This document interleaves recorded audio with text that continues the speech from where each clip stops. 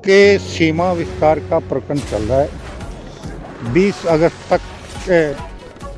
20 जनवरी तक प्रस्ताव प्रेषित करने का समय है। बहुत सी जगह के प्रस्ताव आ गए, जिन्होंने पहले भेज दिए थे।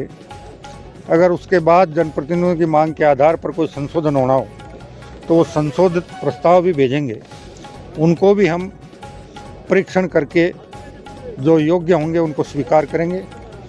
और 20 जनवरी के बाद मंत्रिमंडलीय उपसमिति पुनर्गठन और सीमा विस्तार के लिए बन गई है, जिस पर एक एक निकायवार विचार करते हुए हम जून जुलाई तक इस पर अंतिम निर्णय लेकर विस्तार को भी अंतिम रूप दे देंगे और वार्डों का पुनर्गठन करके उसके बाद एक राज्य एक चुनाव की दिशा में आगे बढ़ेंगे। आप द्वारा कहा गया था कि सफाई कर्मचारी की भर्ती जो संविदा पर लेंगे, उस पर आपका क्या कहना? देखिए, मेरा प्रयास था कि जल्दी से जल्दी भर्ती हो, लेकिन बार बार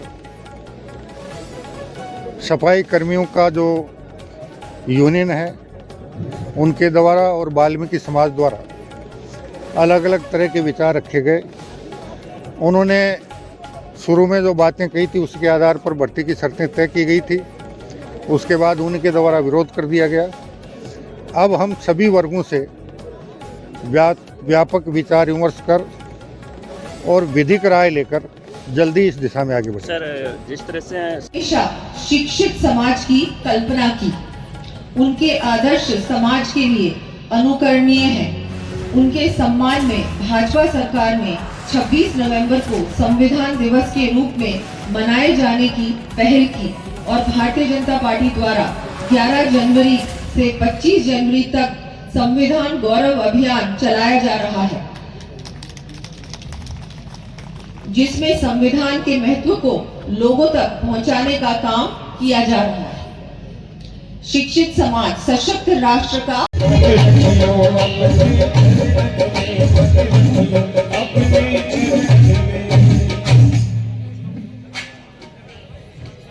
आगे मेरा निवेदन रहेगा, श्री विश्वनाथ जी मेघवाल विधायक खाजूवाला, आपका स्वागत।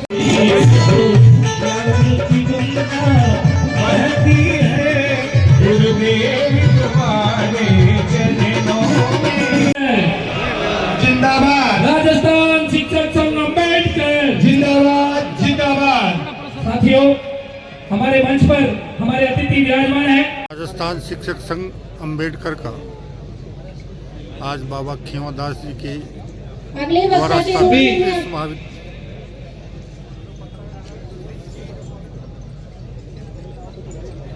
आज शिक्षक संघ अम्बेडकर द्वारा सांगलिया के इस बाबा खेवादास महाविद्यालय में प्रांतीय सम्मेलन था, जिसमें प्रदेश भर से सभी सम्मानित भारी संख्या में शिक्षक बंधु पधारे हैं। उनसे मैंने अनुरोध किया है कि शैक्षिक गुणवत्ता किस प्रकार बेहतर हो। सम्मेलन में इस पर भी विचार विमर्श कर मंथन कर सकारात्मक सुझाव सरकार को प्रेषित करें।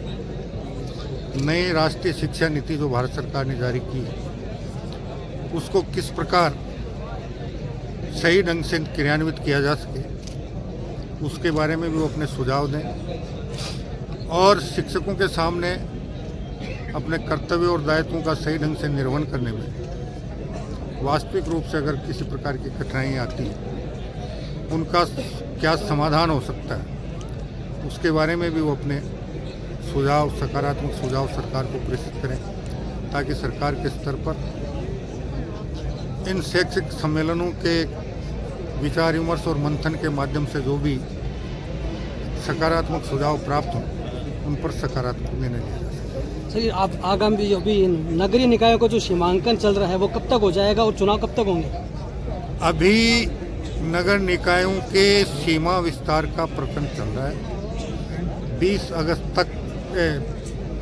20 जनवरी तक प्रस्ताव प्रेषित करने का समय है। बहुत सी जगह के प्रस्ताव आ गए, जिन्होंने पहले भेज दिए थे।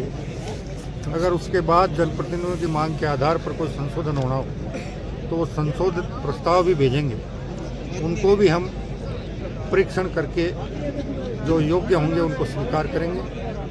और 20 जनवरी के बाद मंत्रिमंडलीय उप समिति पुनर्गठन और सीमा विस्तार के लिए बन गई है, जिस पर एक एक निकायवार विचार करते हुए हम जून जुलाई तक इस पर अंतिम निर्णय लेकर विस्तार को भी अंतिम रूप दे देंगे और वार्डों का पुनर्गठन करके उसके बाद एक राज्य एक चुनाव की दिशा में आएंगे।